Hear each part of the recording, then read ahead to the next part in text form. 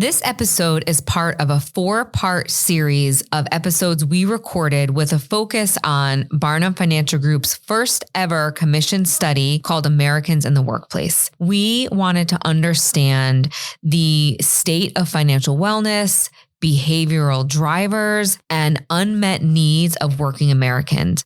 At Barnum, we wanted to understand the state of financial wellness, the behavioral drivers, and the unmet needs of working Americans. So to do that, we commissioned a study that polled 1,000 working Americans between the ages of 18 and 70 who are currently full-time employed or part-time employed. These participants are spread out evenly across the country. They are 50% male and 50% female, and they are spread out evenly across generations. The great majority of them are employed full-time, and they vary across job role and level of responsibility. This episode is full of facts and figures from that study, but if you want more, you can find a link to the study in the show notes or head on over to barnumfinancialgroup.com and download the study today.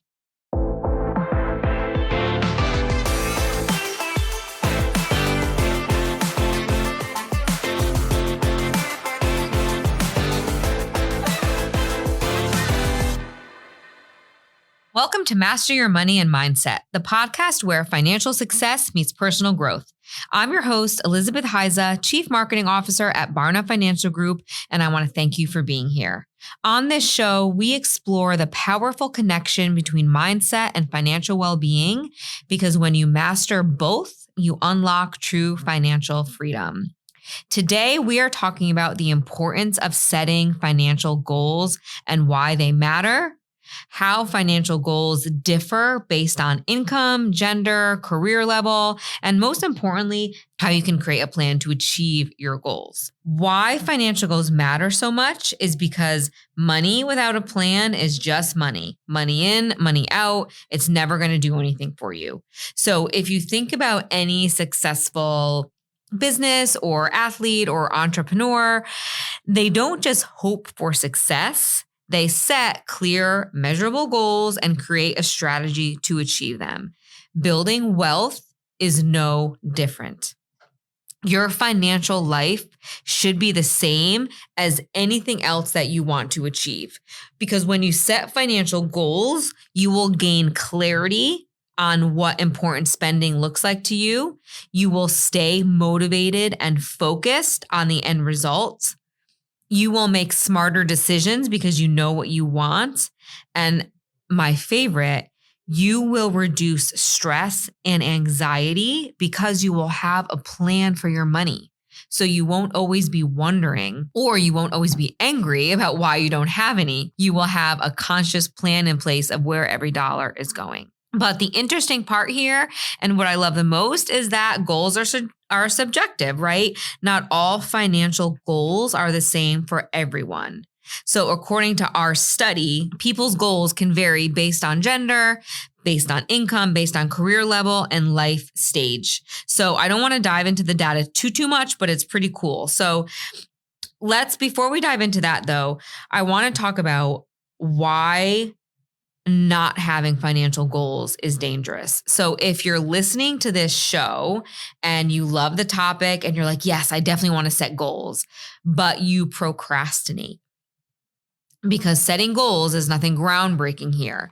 But if you don't do them, they could have pretty drastic effects. They could have pretty negative effects on your finances.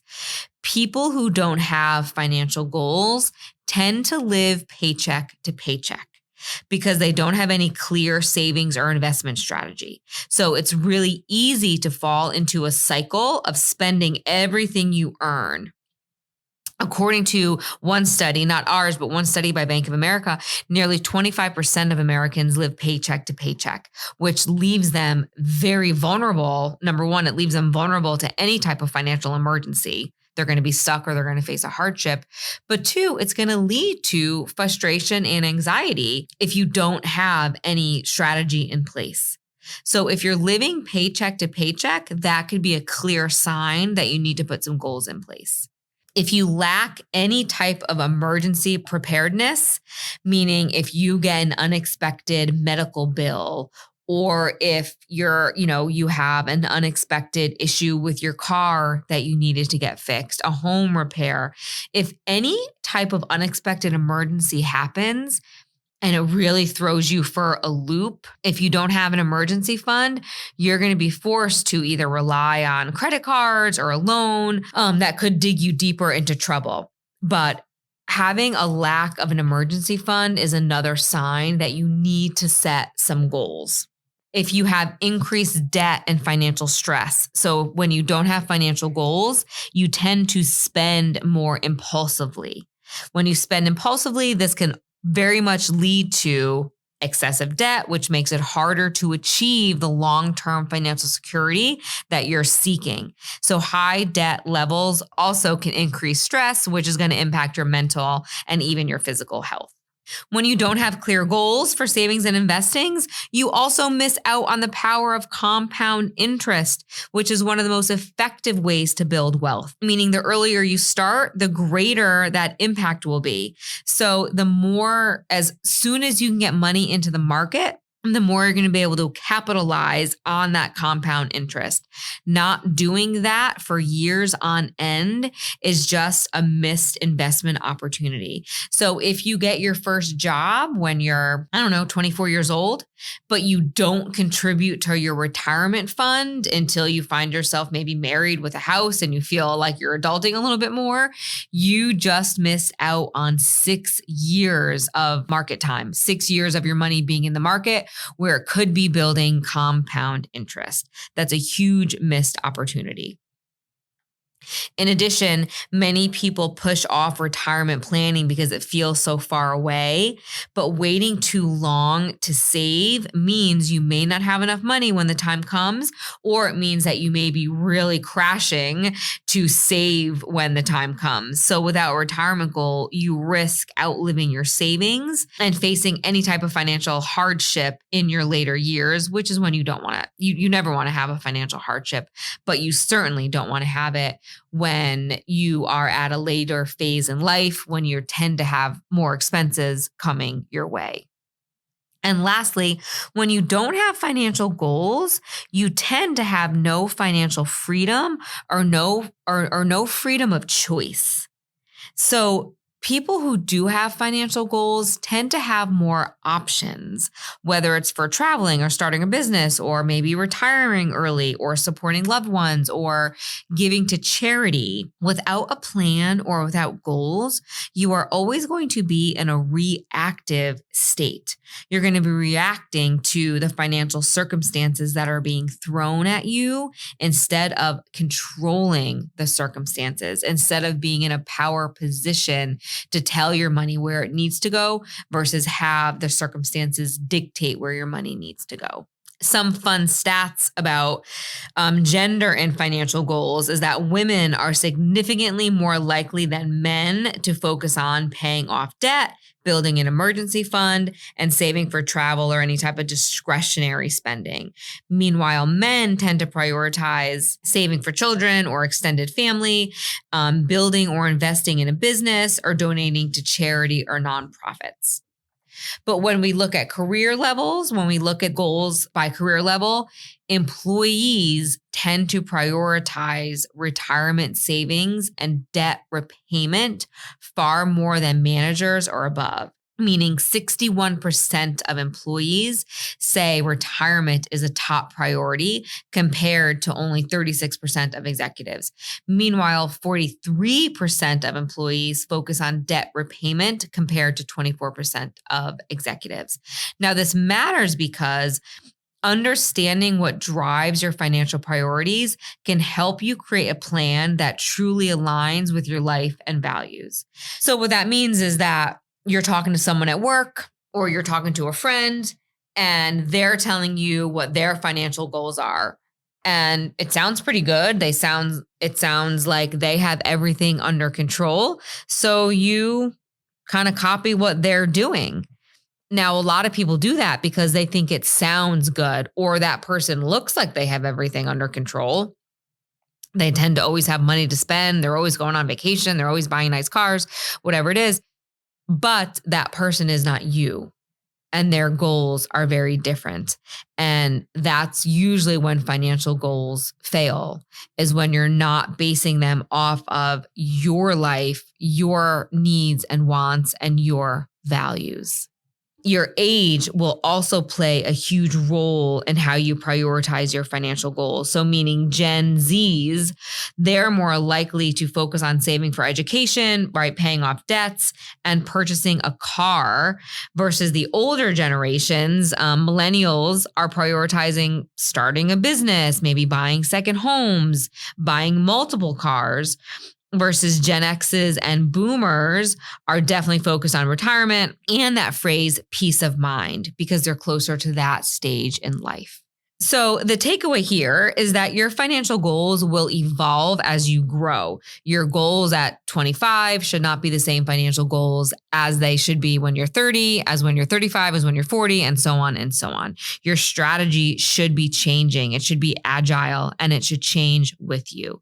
So how do you actually create some financial goals that you will stick with? So there's a quick 3-step framework. Number 1, define your priorities. So take a moment, think about your top financial goals right now, and you can't say everything. Is it paying off debt? Is it buying a home? Is it starting a business? Identify the one thing that matters most to you. Common financial goals, according to our study, most Americans prioritize paying off debt, building an emergency fund, or saving for a home, car, major purchase, investing in long-term wealth, planning for retirement, or funding some sort of education, right? Something like that is a goal, okay? If you're unsure where to start, focus on security first, meaning pay off debt first. That's the first goal that you should have. The second one is to build that emergency fund. You should do those 2 things before you move on to any long-term goals. So if you have visions of grandeur, which I always have a million things I want to do with our money. I first look at, okay, do I have to pay off any debt?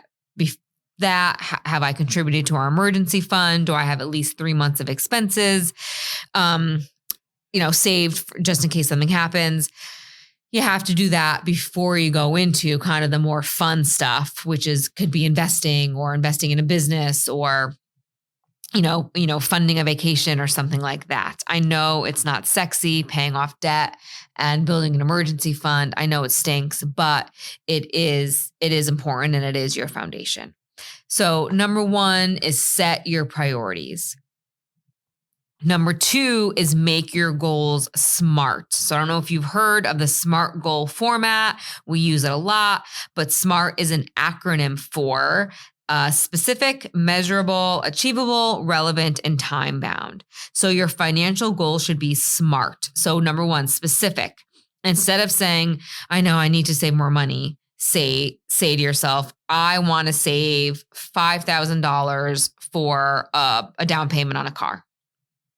Even better, say, I want to save $5,000 for a down payment for a car in the next 16 months, right? Be really, really specific with that goal.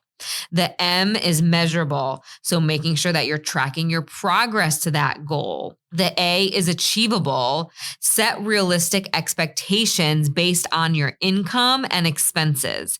So if you want to save, $5,000, you just divide it by how many payment periods you think you can afford, what's achievable to you, and that's how much you can put aside.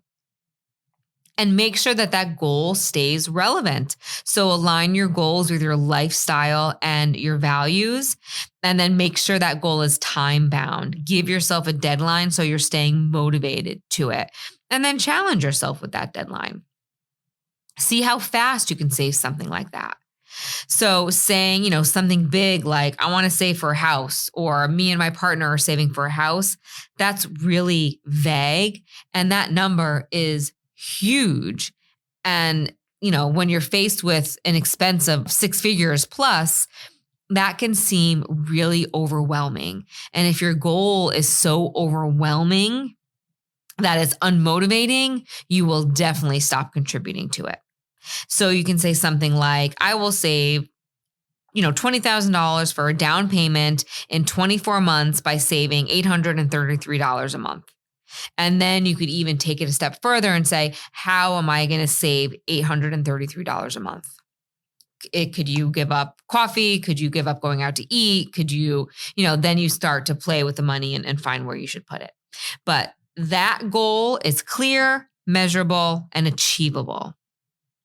Okay. Then the third step to creating financial goals is to create that action plan. So break your goal into monthly or weekly steps. So again, if your goal is to save that $10,000 a year, it's $833 a month or $192 a week. Automate that savings to make it effortless for you. And most importantly, if in a given week something pops up and you can't save that whole $192, just do something. Because when it comes to your financial goals, something is always better than nothing. Big financial goals can feel really overwhelming. So break them down into smaller milestones and make them more manageable for yourself. So if you want to pay off $5,000 of credit card debt in 12 months, that's around $400 a month or $100 a week. See how close you can get to that every week. And if you can't save the full $100 a week, can you at least do 50? Can you at least do 25? Because something is always better than nothing. When it comes to savings, when it comes to either savings or paying off debt, you never regret doing it. You never, ever regret that you saved money. We never hear that in our world, and we deal with money and clients all the time. Nobody regrets saving early. Okay. But try your best to automate that as much as possible. Set up any type of reoccurring transfer into a savings account so you're building wealth without even thinking of it. And once you do that, the money is just gone and you forget over time that it's in your account. And then over time, you could even turn up the volume on that. And maybe instead of just saving $100 a week, you're saving $110 or $115. And slowly, you're just turning up the dial on how much you save. But every little bit counts. And at the end of the year, it's going to be a substantial amount of money. And then 4 is track your progress. So tracking helps to keep you motivated and it helps you adjust your plan as needed. So again, a simple spreadsheet, a goal tracking journal, a financial planner, any type of budgeting app, your banking app, anything to help keep your progress in front of you. Even better is to set calendar reminders so that you can review your goals every month. And if you're off track 1 month, no problem. If you're off track 2 months, no problem. But anything past that, that's where you're going to have to kind of reset and bring yourself back on course. But you're not going to know that if you're not tracking. So set up a monthly reminder to look at all your financial goals and see where you're stacking up. Lastly, stay flexible, adjust as needed, and stay positive. As life changes, your financial goals should as well. So if you get a raise, increase your savings amount. If you experience an unexpected expense, adjust your timeline. Make those adjustments before you abandon your goal altogether. I will confess that's a habit I have. If I get too off track, I tend to abandon my goal and I work hard at not doing that anymore. I work hard at saying it's not a setback, it's a set up. Just if I couldn't save as much as I wanted to this week because of, all the millions expenses that come our way, I'm just going to do the very best I can. And maybe if with a little bit of luck, I can double up next month. Right? I've learned just to keep moving forward because progress is better than perfection. So even if it's one step at a time, one baby step at a time, the key with building wealth and financial success is just to keep moving forward. Don't abandon your finances. And just like your career or fitness journey, financial success is about consistency and small intentional steps over time. So review your goals regularly and stay committed to them. Because no matter your gender, your income level, or your career level, it's the financial goals that give your money purpose. Your financial goals help you stay focused, they reduce stress, and build long-term wealth. So take a moment today, write down your top 3 goals, and create an action plan to achieve them. Even if it is just one small action, it is better than nothing. Okay, my friends, if this episode made you think differently about financial goals, please share it with someone who needs to hear it. Please share it with anybody who's struggling with their finances or somebody who wants to take their financial literacy to the next level. If you want a deeper dive into any of the financial strategies or any of the data that I mentioned, please make sure to download our study. The link is in the show notes. But that is it for today's episode of Master Your Money and Mindset. Don't forget to subscribe and share with someone who may benefit. Until next time, stay smart with your money and strong in your mindset. Thank you for listening to Master Your Money and Mindset. You can find these episodes on YouTube or wherever you listen to your podcasts. Don't forget to like and subscribe if you enjoyed what you heard. You can follow Barnum Financial Group on LinkedIn and Instagram. Thanks so much. All opinions expressed by the program participants are solely their current opinions and do not reflect the opinions their respective parent companies or affiliates or the companies with which the program participants are affiliated. Investments or strategies mentioned in this program may not be suitable for you, and you should make your own independent decision regarding them. This material does not take into account your particular investment objectives, financial situation, or needs, and is not intended as recommendations appropriate for you. You should strongly consider seeking advice from your own investment advisor. Securities and investment advisory services offered through qualified registered representatives of MML Investor Services, LLC. Member SIPC, 6 Corporate Drive, Shelton, Connecticut, 06484, telephone number 203-513-6000.